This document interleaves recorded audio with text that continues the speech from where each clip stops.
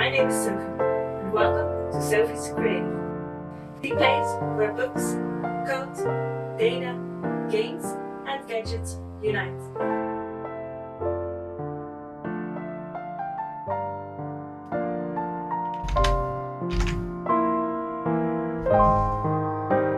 Hi all, I'm Sophie and welcome to Sophie's Creative. Today I'll show you the online university planner template. I have created it with love for you fellow students. In my daily life, I'm a full-time software engineer and I'm a part-time student at the International University of Applied Sciences for the study Digital Business. This means the whole study is completely online. You have to plan what you study when to be fully and thoroughly prepared for your exam. Therefore, I've created this online university planner. This version is a Notion template, but a PDF downloadable version will be coming soon too. You can find the template on my blog, Sophie's Creative. I will walk you basically through the template because it is a base setup that works for me and I hope it works for you too. Make sure you check out my video series Study and Plan with Sophie to see the real-world example of how I use and update this template. And let's dive into it now. The Online University Planner. This is how it looks like on the website. So I've published the template to a Notion website, and as soon as you open it, you discover this. You can duplicate this template towards your own Notion if you are already a Notion user. If not, you can try Notion first, start with the basics, and then use my planner. You can find it on my blog, Sophie's Creative. The Online University Planner template. So this is the title of the notebook. And you can remove the suffix of template. I'll just explain what you can edit. I'm not giving the example of how to edit it because that is in my other series, Study and Plan with Sophie. There you have the real life example. You can edit bachelor or master studies, or if you do something else, just a course, for example, or a bunch of courses, like on Coursera or on edX, you can also mention Coursera and then the specialization you follow, or edX and the course you follow. You can use it however you want. There's a small note mentioned. This Notion template is created with love and based on the experience of me, of Sophie's Creative. I'm Sophie. And you can adjust it to your own study or your own course thing you're following. Watch the YouTube video for the full explanation. That's what it says. This is the YouTube video for the full explanation of the base of the template. First, we have the quick actions. Currently, I'm watching this on the website and there you can see it is blocked. First, you have to duplicate the template to your own Notion. Then you can use add course and then you can use add course task. Secondly, this counts also for mobile viewers. So you can also use this template on your mobile and then you will encounter these items in this order I explain now. So first quick actions, then navigation, and then the rest will follow. The navigation is therefore implemented that it is clickable, so you can go to an item by just clicking on it, or through mobile phone or tablet you can tap on it and it will bring you immediately to that section. General information and everything related to university courses. This is just a base online university planning template. The first section we encounter after the basics of quick actions and navigation is general information. You can change here the study information link. So I've given an example of Notion, it's just a link. place there your own study link. The link of the website of the study you're following with lots of information so you can always refer back to it. Then also, since my study is an online study, I've got an online learning platform. And that's something I have to use very often, frequently, daily. That's the thing you study with, next to making notes and gathering this all together in your template. So therefore it's highly important to place that link right on top of your template, which can be done over here. Your learning platform, replace the example of Duolingo with your own learning platform link.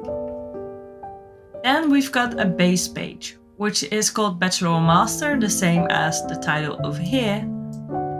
And this base page can contain a lot of information that is also mentioned on the website, mentioned earlier, but which is highly important to you to complete your studies or complete your course. So if I click on it, you see I can give an overview. So if I know upfront which courses I have to follow and which courses I can later on choose from, I can prepare in advance on each topic, do some extra studying, do some extra research, have a chat with friends and family about it. So I'll be fully prepared, or I'll bring them along with the journey of studying. I'll head back to the main page. So make sure you fill that one out with your own set of courses and your own highly important information pieces. That's all in the general information section. Now we head to the university courses section. Each main section is highlighted with a blue color. So university courses is the next main section. That is divided into course tasks, as you can see in the navigation as well, and here on screen, course planning, courses overview, and course notes. And to quickly access your notes, there's also a subheading within those course notes of course notes, and then a bunch of pages. You'll discover soon. First we have the course task, because if you are studying and you've planned this, so first you have to set up this template, which I'm explaining a bit right now. And as soon as you've filled in your first course and your first task, the next time you use this template, which will hopefully be on a daily basis, you open it and you want to see immediately which to-dos you have to do. So, which task is highly important? Which task have you planned for? And what are you gonna complete today or tomorrow? And even if you have to postpone it, it's easy to do, but therefore you use the course planning. First up, the course task. If you add a course to this template, you can create many tasks that help you to get everything done. And stick with that you have to be prepared for an exam thoroughly and fully. Try everything, and what is difficult, jot it down and pay extra attention to it. So here is the example of two courses. Course 1 has just 3 tasks as an example, which is all related to reading the course book. As I hover over it, you see that the main type is course book, which means reading the course book, studying. There are also other course types such as note-taking, glossary, writing, summary writing, and of course the practice exams or the quizzes. The university courses main section, and the first subsection is course tasks. As you can see, in this example, I've created 2 courses, course 1 and course 2, and they've got a couple of tasks, just basic tasks. It all has a title and a task date. So as you hover over it, you see which property it is. So the property of task date has the date of September 4th, 2023. The course related in the course database is courses. For this purpose of the example, I've created a course database which can encompass all your courses, and I've created a task database. So you've got an overview of all your tasks that can be related to one or multiple courses. Whoever knows how your study goes. We hoover on to the next one, the main type. The main type property stands for what type of task is it. So here it is, course book, which roughly means reading and studying the course book. It is also mentioned in the title, course book 1 case study.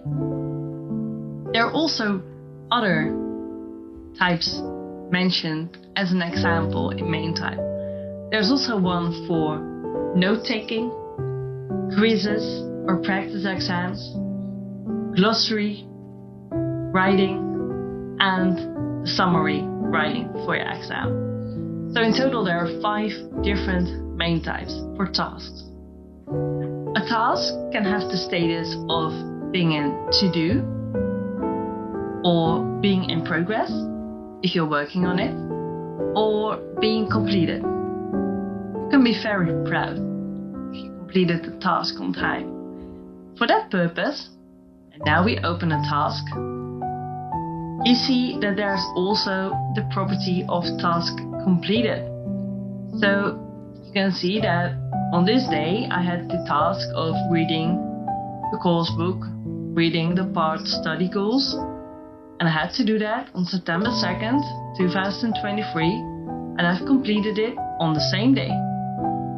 The deadline I set for all the tasks of the course to be fully prepared for the exam and to be right on time, or even a bit of extra time. Therefore, I've set the deadline to September 30th as an example. So I give myself 1 month to get through this course. And here you've seen how the task looked like. Then we go to the course planning. I talked already a bit about the task date and the deadline date and the task completion date. What you see over here is that, well, today it's September 4th, and yesterday it was September 3rd when I prepared this example, and there's still a task in progress. I still need to read a first thing, for example. And the one of September 2nd, which we just already talked about, is completed. So you see over here, to start with the task of September 2nd, you see the same task as above, same task. You see the status of done, which is why it is on the task board complete, though it has the status of done. Task board shows it as complete, but that's a setting you can change if you want to see done instead of complete. The deadline is mentioned beneath that, and the related course, so you can always find to which course your task belongs. But then we've got a couple of other tasks, such as the other coursebook items and other deadlines. I've just spread them over a couple of days, so you've got a bit of distinction. If you are not able to complete your task on a day, or even to start with it on a day, then as planned, then you can drag and drop it easily in this calendar towards a new date. I think it's furthermore self-explanatory how a calendar works. And otherwise, you can always adjust it on the task itself. But on this main page, there are a couple of quick actions you can do, such as drag and drop the task if you have to rearrange it. But at first, you have to make sure there's a course.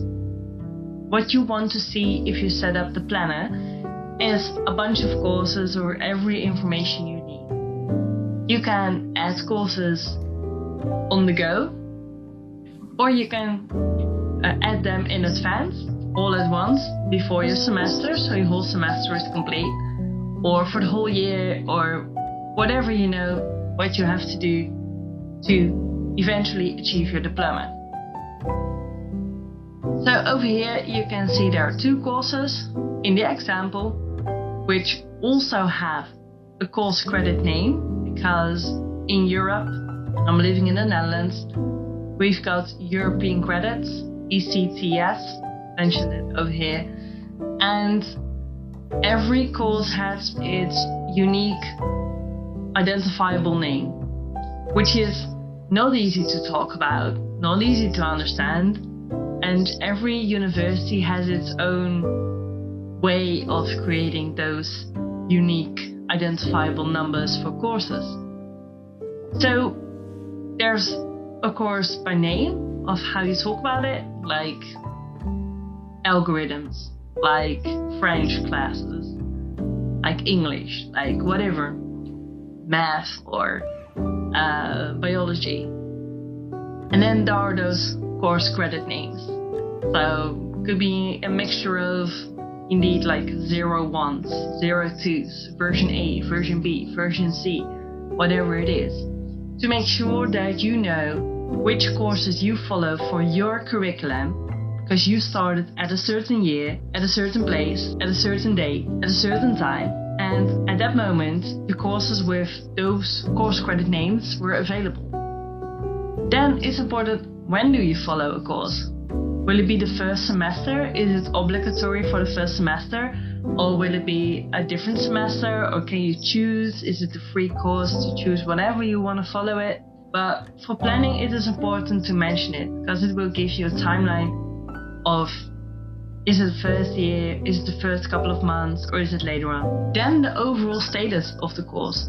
So with each course you will also add a couple of tasks, and therefore is the completion progress. The completion progress bar shows you for all tasks related to the course, how many you've completed, with how many you are done, and how far you are in the process of be fully and thoroughly prepared for your exam. Eventually, I've put on the course itself an example exam date. So this means that if all the tasks that I've mentioned above will be finished before or on September 30th, that I have 1 week before I've got my exam to study the summary, study the glossary, and have some extra focus on the difficult parts that I noted in my notes. Then we've got a second course, which is just an example of how it can also be. So the status itself is in to do. There's already the course book mentioned, so if I'm done early with another course and use my study time fully, then I can just choose to read maybe already a bit of the other book and see how I like it.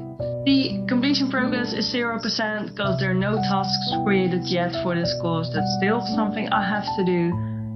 And the exam date is after the exam date of the first course. So I do 1 course exam at a time, 1 focus at a time, but I can study maybe 2 at a time. We'll see. You can see that at my Study and Plan with Sophie series. You can see how I tackle 1 or multiple courses studying at the same time. The course got less credits, just to show you a differentiation. A big course with a high number of credits also means there's gonna be a study load, and you've got many things to do, many things to remember, and it's still probably just 1 exam or 1 thing. Maybe it's 2, maybe it's 3, related to each other, but it's still tough. A smaller course, healthy credits, means that in European credits, I think a European credit stands for like 28 to 30 hours per credit. So this is just an example of 5 credits is less than 10, is half of it, and in The European credits, it means it also halves the study load. You will be done quicker with the course. You can do it in a shorter amount of time if you put the same amount of time every week in your studies. Lots of talk. We continue to the course notes. The most important thing to be successful in your studies, but also to be successful in your future, if your studies is the thing you need for your future, is to make notes. You don't want to just know it for study and achieve points.